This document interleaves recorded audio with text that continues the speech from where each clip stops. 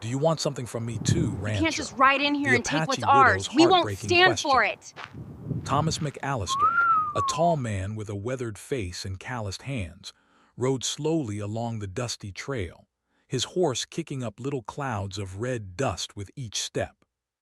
He had been a rancher for nearly 20 years, living alone in the vast openness that stretched for miles in every direction. Thomas had lost his wife many years ago to illness, and the grief had built a wall around his heart. He had learned to live quietly, keeping his life simple and his interactions brief. The silence of the plains was broken by the distant sound of a child crying. Thomas frowned and nudged his horse closer to the sound, curiosity overcoming his usual caution. As he crested a small hill, he saw a small figure crouched beside a half-collapsed wooden fence. A woman sat there, her shoulders hunched, her hair dark and tangled, her face streaked with tears. Beside her were two small children, their clothes worn and patched, their eyes wide with fear and uncertainty. Thomas dismounted slowly, keeping his hands visible so as not to startle her. The woman looked up sharply, her dark eyes flashing with a mixture of fear and defiance. There was something in her gaze that made Thomas pause. She was not afraid for no reason. He could see the pain etched into every line of her face. He realized she had suffered loss, perhaps even more than he had. "Hello," Thomas said gently, his voice steady but soft. "I didn't mean to startle you. Are you all right?" The woman's eyes narrowed. She stood slowly, clutching her children to her chest. "Who are you?" she demanded, her voice firm despite the tremor in it. "Are you here to take something from me too?" Thomas felt a pang in his chest at her words. There was a deep sadness in them, a heartbreak he could recognize. "No," he replied carefully. "I'm Thomas McAllister. I live nearby. I only want to help if you need it." Her gaze flicked to him, suspicious and wary. She didn't step forward, but she didn't step back either. Thomas noticed the way she carried herself, proud and strong even in her grief. He guessed she was from the Apache tribe, people who had lived on this land long before settlers arrived. He knew there had been conflict between settlers and the Apache, and he understood why she might not trust him. "My name is Nayeli," she said finally, her voice softening slightly. "My husband, he is gone, and now I am alone with these children. I do not know if anyone can be trusted." Thomas nodded slowly. He had seen grief before in himself and in others. He knew the loneliness she felt, the fear of being left without support in such a harsh land. "I understand," he said. "This land is difficult to live on alone. If you need help, I can help. I have food and water, and I know how to survive here." Naomi hesitated, looking at him with a mixture of hope and doubt. She had been forced to fend for herself for months, hiding from danger, keeping her children fed, and protecting what little land she had left. The idea that someone might offer help without expecting anything in return seemed almost impossible.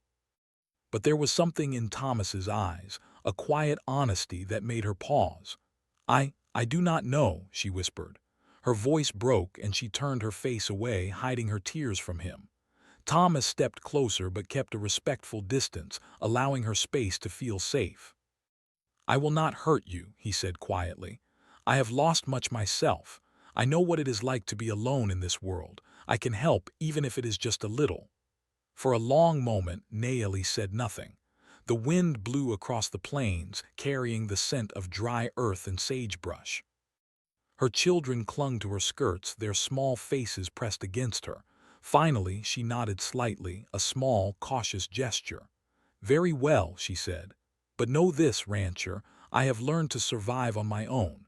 I do not want pity and I do not want charity. Only help if it is true." Thomas nodded, understanding completely. "I promise," he said. "I will not ask for anything in return. I only want to make sure you and your children are safe."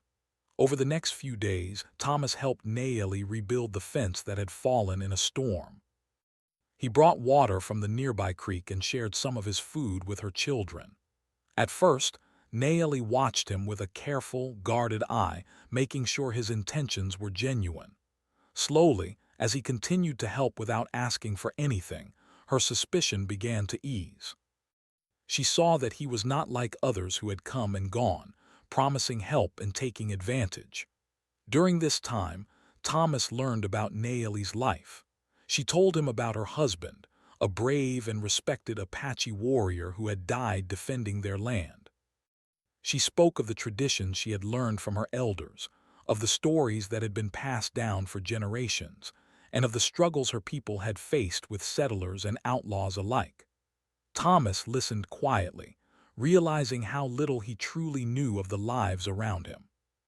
He had grown up in the settler world, seeing only one side of the story. Naomi's words opened his eyes to a reality he had never fully understood. One evening, as the sun dipped behind the mountains, painting the sky in shades of orange and pink, Naomi sat beside the fire with her children sleeping nearby. She looked at Thomas, her eyes reflecting both sorrow and something else, perhaps a flicker of trust. "Rancher," she said softly, "do you want something from me too?" Thomas was silent for a moment, understanding the weight of her words. She was asking not just about material things, but about intentions, about trust, about the human heart. "No," he said finally, meeting her gaze. "I want nothing from you, only to help as a neighbor, as someone who understands loss." Naomi studied him for a long time. She had learned to be cautious, to hide her feelings and protect her children. But something in Thomas's quiet honesty made her believe, for the first time in many months, that there might be someone she could trust. The fire crackled between them, small sparks floating into the night sky. Around them, the plains stretched in every direction, vast and untamed. In this lonely, difficult land, two wounded souls had met by chance, finding in each other a small measure of hope and human connection. As the night deepened, Thomas helped Naomi tend to her small garden, ensuring it would survive the harsh season. He showed her ways to conserve water, to protect the plants from the animals, and to prepare food for her children. In return, Naomi shared her knowledge of the land, the best places to find herbs, where the water ran cleanest, and how to read the signs of the changing seasons. Each day, a fragile bond grew between them, built on respect, shared hardship, and the quiet understanding that both had known grief and loss. Though neither spoke of the future, both felt the unspoken truth. In a world that had taken so much from them, this small connection, this act of kindness, was a beginning. Naomi no longer felt entirely alone, and Thomas, who had closed his heart to the world, began to realize that trust and care were not weaknesses, but gifts that could heal even the deepest wounds. The days passed, and the harsh desert sun gave way to cooler mornings. Thomas and Naomi worked side by side, learning each other's rhythms, finding comfort in the routine and in the quiet companionship. She taught him to listen to the wind, to understand the language of the land, and he, in turn, shared tools and methods that made life easier. Slowly, the fear and suspicion in Naomi's eyes began to soften, replaced by cautious hope. One morning, as Thomas prepared to leave after helping her repair a broken fence, Naomi called out softly, "Thank you, rancher, for your help, and for listening." Thomas tipped his hat, a small smile on his weathered face. "We look out for each other," he said simply. "That's all." She watched him ride off, a quiet feeling settling in her chest. For the first time in a long while, she felt a sense of safety, not just for herself and her children, but for her heart. The question she had asked, the one that had hung over her since meeting him, still lingered, but now it felt less heavy. Perhaps in this harsh land, trust was not impossible. Perhaps even a widow of the Apache plains could find a small measure of hope. And so the first connection was made, a fragile, cautious bridge between two worlds, built not on words alone, but on actions, shared sorrow, and the quiet courage to trust again. The days after Thomas's first visit passed slowly, with the sun blazing over the endless plains and the wind whispering through the dry grasses. Naomi moved carefully around her small homestead, tending to her children and the few animals she had left. Even with Thomas's help, the work was hard. The ground was dry, and the little water they had needed to be saved for drinking and cooking. Every day was a struggle, and every night was a reminder of the loneliness that pressed down on her heart. Yet, Thomas's presence lingered like a quiet promise. Though he did not come every day, the knowledge that someone cared, someone had listened to her without judgment, made her feel less alone. She began to notice small details about him: the careful way he handled the tools, the patience in his eyes, the soft tone he used with her children. It was a stark contrast to the harshness of the world around them, where strangers often took more than they gave. One afternoon, while Naomi was mending a torn blanket for her youngest child, Thomas arrived again. He rode slowly, as if he had all the time in the world, and tied his horse to a post near the small cabin. "Good afternoon," he said, tipping his hat slightly. "I thought I could help you with the garden today. It could use some extra care before the next heat wave." Naomi glanced at him, her eyes wary but curious. "I do not need much help," she said cautiously. "But if you truly wish to stay, I suppose you may." There was a softness in her voice, barely noticeable, that betrayed a flicker of trust. Thomas smiled gently. "That is all I ask." He set to work without further words, digging small holes, planting seeds, and showing Naomi how to water carefully so that the fragile sprouts would not wither in the hot sun. Naomi watched him for a moment, then began working alongside him. Their hands brushed as they exchanged the tools back and forth, and she felt a strange warmth in that simple act. It was comforting to feel a shared effort, a quiet companionship, even without speaking much. As the afternoon stretched on, Thomas paused to wipe the sweat from his brow. "You have done well," he said. "This land may be hard, but it will give back if you care for it." Naomi looked at him, surprised by the depth in his voice. She had always known the land could provide, but she had felt alone in caring for it. "Perhaps," she said softly, "but it is not easy for one person alone." Thomas nodded, understanding the weight behind her words. "You should not have to do it alone," he said. "Even a strong person needs help sometimes. That is not weakness, that is wisdom." She considered this, her mind wandering back to her late husband, who had always reminded her of the strength of family and community. She realized how lonely she had truly been since his death. "Your words, they are kind," she admitted, almost in a whisper. "I have not heard kindness in a long time." Thomas did not reply immediately. Instead, he returned to his work, letting his actions speak louder than words. Naomi felt something shift inside her. Perhaps this man was not just a passerby or a neighbor. Perhaps he was someone who could be trusted. The thought both frightened and comforted her. Over the next several days, their routine continued. Thomas would come and go, helping Naomi repair fences, tend to her small herd of goats, and teach her ways to conserve water and protect her crops. In return, Naomi shared her own knowledge of the land, the places where the soil was richest, the signs that rain was coming, and the hidden paths that led to fresh water. She was cautious, of course, never revealing too much too quickly, but she began to feel a strange sense of connection.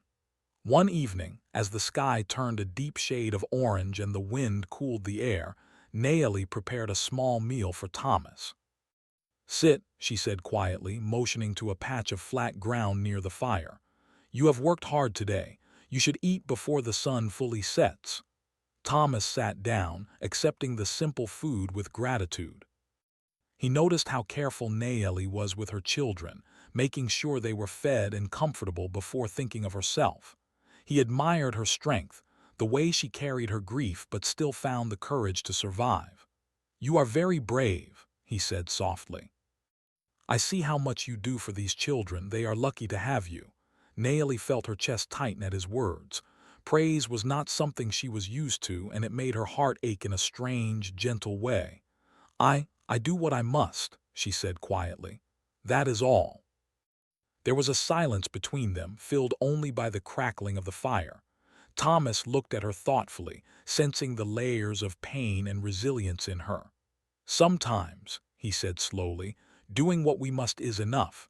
Sometimes it is even more than enough." Her eyes met his, and for the first time, Naomi felt as though someone truly understood her. She wanted to speak, to tell him everything, the fear, the sorrow, the nights she had cried herself to sleep, but the words stuck in her throat. Instead, she nodded faintly, letting the silence carry their unspoken understanding. The following morning, Thomas arrived earlier than usual, carrying a small bundle. "I brought something for the children," he said, laying it on the ground. It was a simple collection of food, some cloth, and a small wooden toy for the youngest child. Naomi's eyes widened, but she quickly looked away, embarrassed. "You do not need to do this," she said softly. "I want to," Thomas replied simply. No one should have to grow up hungry or without a little joy. Her heart ached with gratitude and caution. It was hard to trust, hard to believe that someone could care without expecting something in return. "Do you want something from me too?" she asked, the question heavy on her tongue, echoing the fear that had lived inside her since her husband's death. Thomas paused, looking at her seriously. "No," he said at last, his voice firm but gentle. "I want nothing from you. Only to help, only to see you and your children safe." For a moment, Naomi studied him, searching for any hint of falsehood. There was none. His honesty was quiet but powerful, like the steady flow of a river cutting through the desert. Slowly she nodded, a small, fragile gesture of trust. Days turned into weeks, and the routines they shared became a rhythm of life. Thomas and Naomi worked side by side, learning from each other, leaning on each other without needing to speak much. The children began to smile more, laughing at Thomas's quiet jokes and his gentle way of interacting with them. Naomi noticed the weight in her heart lifting, little by little, as she allowed herself to feel hope again. One afternoon, while they were repairing a small section of the fence, Naomi paused and looked at Thomas. "I have been alone for so long," she said quietly. "I have forgotten what it is like to trust someone, even a little." Thomas looked at her with understanding. "Trust is not easy," he said. "It takes time. But if you are willing to open your heart even a little, it can bring strength. It can bring hope."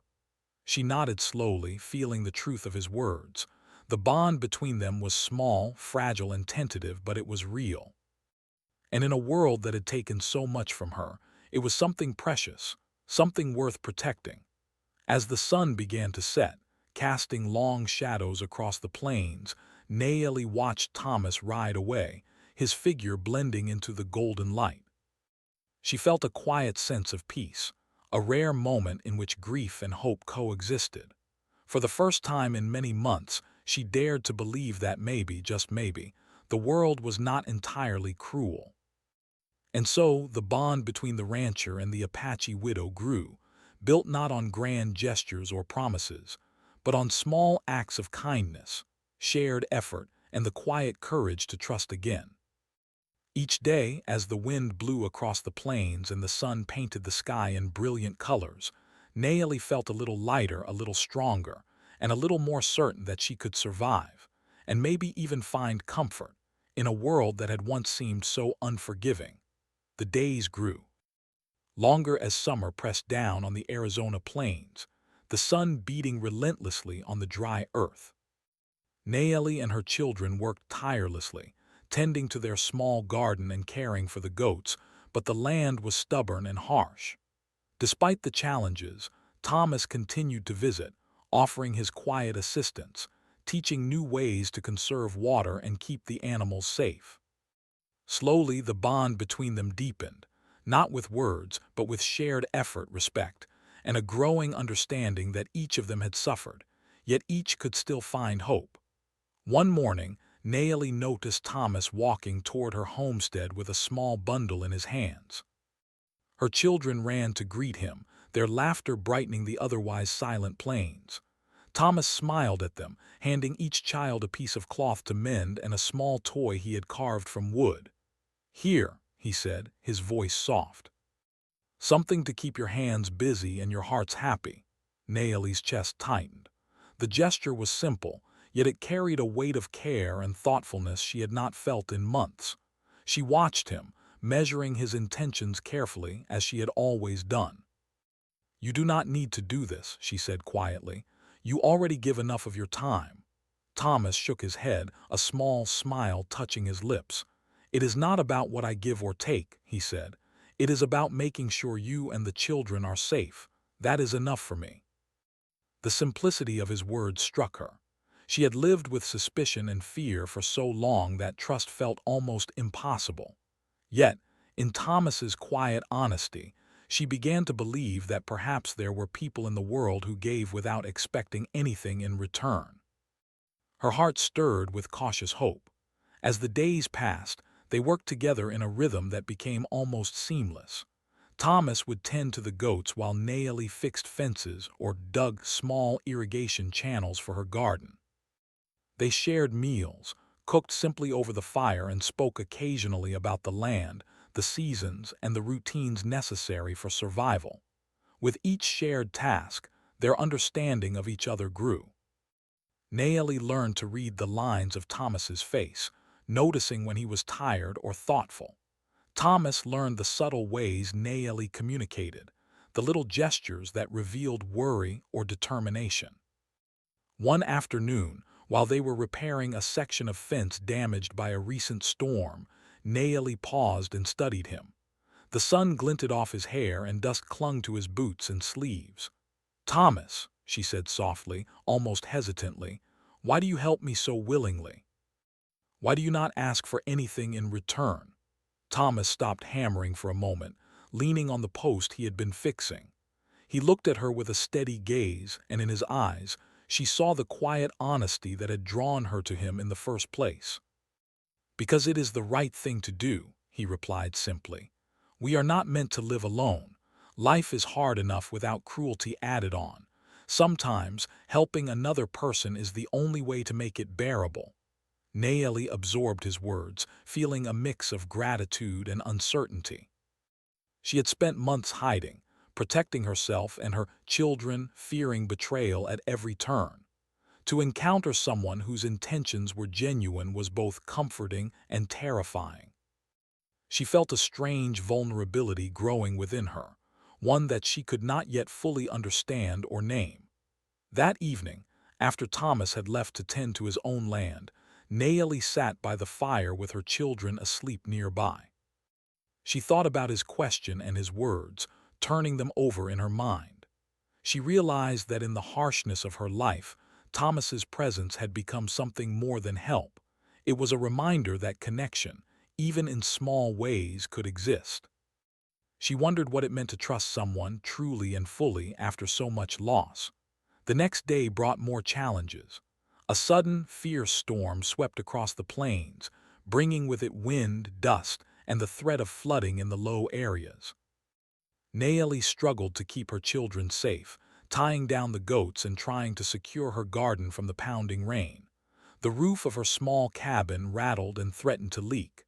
Panic rose in her chest, and for the first time in weeks, she felt completely alone. But then she heard the sound of hooves pounding across the dirt trail. Thomas appeared through the storm, his coat soaked, his hat pushed low against the rain. Without hesitation, he rushed to help, securing the roof with extra planks and reinforcing the fences to keep the animals safe. Naomi watched in awe as he worked tirelessly, his movements precise and calm despite the chaos around them. When the storm finally passed, the sky clearing into a soft, pale blue, Naomi felt an overwhelming sense of gratitude. Her home and her children were safe, thanks to him. For the first time, she allowed herself a small, quiet admission. She could rely on him. She had felt fear and mistrust for so long, but now she felt a fragile thread of trust stretching between them. That evening, as they sat by the fire, Naomi finally spoke the words that had lingered in her heart. "Thomas, do you want something from me too?" Her voice was quiet, almost trembling. She had asked it before, but now it carried deeper meaning, a mixture of hope, caution, and longing. Thomas looked at her carefully, taking a moment before replying. "No," he said firmly, his voice steady and sincere. "I want nothing from you but your safety and the well-being of your children, nothing more." Naomi studied him, searching for any hint of deceit. She found none. His gaze was unwavering, filled with a gentle honesty that seemed almost impossible to doubt. Slowly, she nodded, allowing herself to believe just a little that someone could care without expecting anything in return. Days turned into weeks and the bond between them continued to grow. Thomas began leaving small gifts for the children, a carved wooden animal, a bright piece of cloth, or a handful of fresh herbs. Naomi watched the joy these small gestures brought, feeling a warmth in her heart she had thought long lost. She began to share more of her life with him, telling stories of her husband, the traditions of her people, and the dreams she held for her children's future. Thomas listened quietly, never interrupting, never judging. He asked questions gently, showing interest and respect for her past and her culture. Naomi found herself opening up in ways she had not done for months, allowing fragments of her grief and hope to spill into the quiet space they shared. One evening, as the sun dipped behind the distant hills, casting a golden glow over the plains, Naomi reflected on how much had changed in just a few short weeks. She had once believed that she could survive only alone, that trust was dangerous, and that the world was full of betrayal. Yet, Thomas had shown her that kindness could exist, that connection could be real, and that hope could take root even in the harshest conditions. Her heart, still fragile and cautious, felt something new, a sense of possibility. She did not yet know what the future held, but for the first time, she allowed herself to imagine that it might be brighter than she had dared to hope. And so, life continued on the plains, with the sun beating down, the wind blowing softly through the grasses, and the quiet, steady presence of a rancher and an Apache widow learning to trust, to hope, and to lean on each other in a world that had tested them both. Their days were filled with work, small joys, and the careful building of a bond that neither of them fully understood yet, but both felt deeply, in the heart and in the soul. Even in the harshness of the land, in the loneliness and grief that had once dominated their lives, they began to find comfort in each other's company. And though the world remained unpredictable and often cruel, the small, steady thread of trust that had formed between them gave them both the courage to face it together. The days were growing shorter, and the heat of summer began to give way to the cooler mornings of early autumn. The plains were still wide and unforgiving, and the wind often carried dust that stung the eyes and mouth. Life continued as it had for Naomi and her children, with the steady rhythm of chores, tending the garden and caring for the goats. But beneath the quiet routine, there was an unspoken tension in the air, a feeling that something was approaching, something beyond their control. One morning, Thomas arrived earlier than usual. His horse was restless and his eyes were sharper than usual, scanning the horizon as though he expected trouble. Naomi noticed the change immediately. "What is it?" she asked cautiously, concern flickering in her voice. Thomas dismounted quickly, tying his horse to a nearby post. "There have been rumors," he said, his voice low and serious. "A band of outlaws has been moving through the area. They take what they want and leave destruction behind. I fear they may come this way." Naomi felt her stomach tighten. The plains were already dangerous, but the thought of ruthless men arriving at her home filled her with fear. She moved closer to Thomas, instinctively seeking reassurance. "What can we do?" she asked, her voice trembling slightly. Thomas looked at her steadily. "We prepare. We secure the animals, reinforce the fences, and make sure the children are safe. We cannot stop them completely if they come, but we can protect what matters most." Together they worked tirelessly, the tension between them a shared bond. Naomi's hands were sore from tying ropes and digging, but she did not complain. She followed Thomas's instructions carefully, trusting his experience and his calm presence. For his part, Thomas was patient, explaining every action and ensuring that Nayeli understood what to do, so that when danger arrived, she would not feel helpless. The next few days were filled with nervous vigilance. Every sound made them start. Every shadow held the potential for threat. Nayeli found herself checking on her children constantly, making sure they were safe and calm. She also observed Thomas closely, noticing the determination in his movements, the careful way he watched the horizon, and the quiet authority in his voice as he gave instructions. One evening, as the sun dipped behind the distant mountains, casting long shadows across the plains, Thomas and Nayeli sat quietly by the fire. The children were asleep in the cabin, and for a brief moment it seemed as though the world had slowed. "Do you think they will come?" Nayeli asked softly, her hands folded in her lap. Thomas shook his head slowly.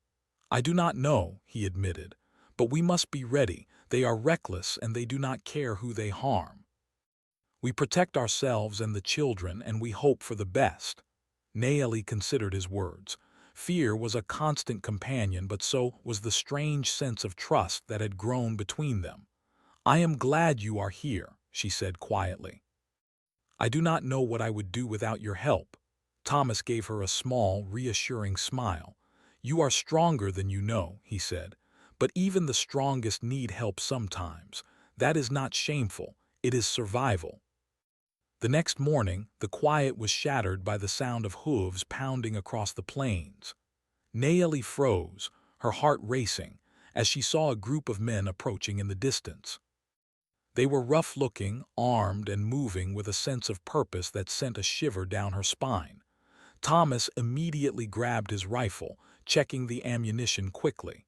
"Stay inside with the children," he instructed firmly. "Do not come out unless I call you." Nayeli nodded, fear and determination mingling in her chest. She guided the children into the cabin, holding them close and whispering words of reassurance. Her hands were trembling, but she forced herself to stay calm, knowing that panic would only make the situation worse. Outside, Thomas moved with precision, positioning himself so that he could observe the outlaws while keeping the property protected. His eyes were sharp, his movements careful. He could see that the men were looking for trouble, kicking up dust as they approached, shouting orders to each other. It was clear they had no intention of being gentle or careful. The outlaws reached the edge of Nayeli's property and Thomas stepped forward, calling out to them. "This land is protected," he shouted. "Leave now or you will face consequences." One of the men laughed, a cruel, grating sound. "And who will stop us?" "You." A lone rancher and a woman. Thomas's grip tightened on the rifle, but he remained calm. "I will do what I must to protect this home," he said. "You will not take what does not belong to you." The standoff was tense, each second stretching like hours. Nayeli, inside the cabin, held her children close, listening to every sound. She could feel her heart pounding in her chest, fear and hope battling for dominance. She had trusted Thomas, and now she prayed that trust would not be misplaced. The outlaws advanced, but Thomas was ready. Using careful strategy and knowledge of the land, he managed to scare them off, firing warning shots and positioning himself to block their access. His movements were deliberate and precise, showing both skill and courage.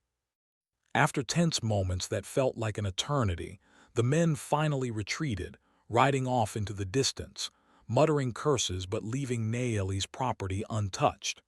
When the dust settled, Thomas returned to the cabin, his face tense but relieved. Nayeli rushed to him, her children clinging to her skirts. "Are you all right?" she asked, her voice trembling. "I am," he said simply. "The danger has passed, at least for now." Nayeli's heart was still racing, but she felt a profound sense of gratitude. Thomas had protected them, not just with skill, but with courage and determination. She realized more clearly than ever that she could rely on him, that the trust she had begun to feel was not misplaced. As the night fell, they sat by the fire, exhaustion weighing on both of them. Naomi looked at Thomas, her eyes reflecting both fear and admiration. "You saved us," she said quietly. I cannot thank you enough." Thomas shook his head, a faint smile on his lips. "You do not need to thank me," he said. "We protect each other. That is what matters." In that moment, Naomi felt something shift inside her. The fear that had once dominated her life was still present, but it was tempered by trust, by the knowledge that someone cared enough to act, to protect, to share her burden. She realized that courage was not the absence of fear, but the willingness to act despite it. The following days were quieter, but the tension lingered. Naomi and Thomas continued their routines, tending the land and caring for the children, but they remained vigilant. Every sound, every shadow, reminded them of the danger that still existed. Yet amidst the fear, their bond grew stronger. They had faced a threat together, and in doing so had discovered the depth of their reliance on each other. One evening, as they watched the sun set over the distant mountains, Naomi spoke softly, almost to herself. "Thomas, I have always believed that trust was dangerous, but now I think it might be worth it." Thomas looked at her, his eyes steady and warm. "Trust is not easy," he said. "It takes courage, but when it works, it can give you strength you never knew you had." Naomi nodded slowly, feeling the truth of his words. She thought of her children, of the safety they now had, of the small home that had been protected. She realized that trust, though fragile, was a bridge between fear and hope. And in Thomas, she had found someone who respected that trust, someone who had shown her that even in a harsh and dangerous world, kindness and courage could exist. As the stars appeared one by one in the night sky, she felt a quiet sense of peace. The outlaws had tested them, had brought fear and danger into their lives, but they had not broken them. Instead, they had revealed the strength in their bond, the courage that came from facing challenges together, and the trust that had grown between them. And so, on the wide, unforgiving plains of Arizona, two people, an Apache widow and a rancher, stood together, ready to face whatever the future might bring, their hearts connected by shared struggle, quiet courage, and the fragile, precious thread of trust that had been forged in the heat of danger. The plains of Arizona had begun to change with the arrival of autumn. The mornings were cooler, and the golden sunlight of late summer had softened to a gentle, warm glow. The wind carried a hint of crispness, rustling through the dry grasses and whispering through the trees that had managed to survive the harsh summer. For Naomi and her children, life had settled into a careful rhythm, one that balanced survival with the fragile hope that had begun to bloom in their hearts. Thomas continued his visits, steady as ever. He helped repair fences, mend roofs, and tend to the goats. But he also brought with him a sense of calm and reassurance that Naomi had not known for months. The children adored him, laughing at his quiet jokes and following him with wide-eyed curiosity whenever he moved about the homestead. Naomi watched these small interactions and felt a warmth in her chest. Thomas had become more than a helper. He had become a constant presence, a steady hand in a world that had often seemed cruel and uncertain. One morning, Thomas arrived with a look of concern on his face. Naomi noticed it immediately as he approached her garden. "Something is wrong," he said softly, tying his horse to a post. "The river is rising upstream. If it continues, it could flood parts of the plains, including here." Naomi's heart tightened. She had survived storms and outlaws, but the thought of losing what little she had built in the face of nature's power was frightening. "What should we do?" she asked, her voice steady despite the fear she felt. Thomas studied the land for a moment, thinking through every possible action. "We prepare," he said finally. "We move the animals to higher ground, reinforce the fences, and make sure the children are safe. We cannot control the river, but we can protect what matters most." Together they worked tirelessly, moving goats and supplies, securing the cabin and reinforcing the fences with extra posts and ropes. Naomi marveled at Thomas's calm determination. He never rushed, never panicked, and never allowed fear to cloud his judgment.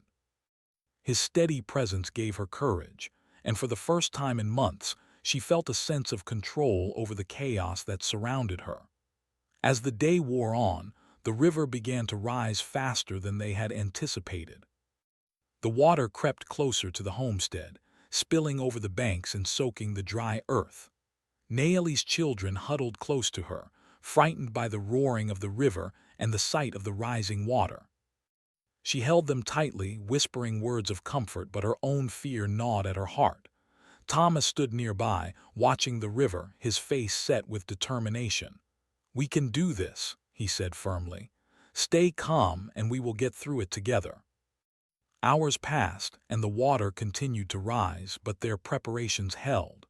The animals were safe, the fences were reinforced, and the children were protected in a small, elevated area Thomas had created with crates and boards. Naomi worked alongside him, moving supplies and helping where she could, her hands sore but her spirit strengthened by their shared effort.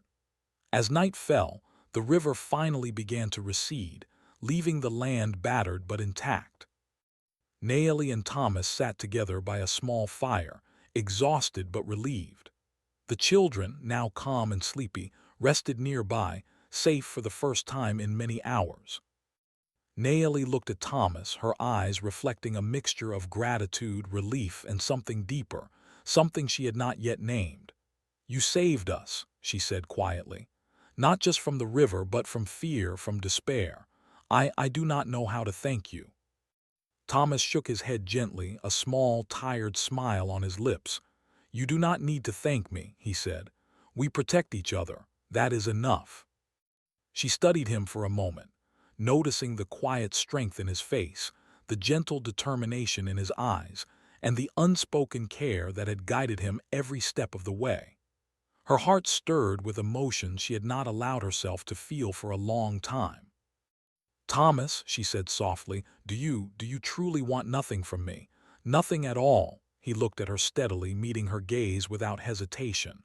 "Nothing," he said firmly. "I only want you and your children to be safe. That is all I ask."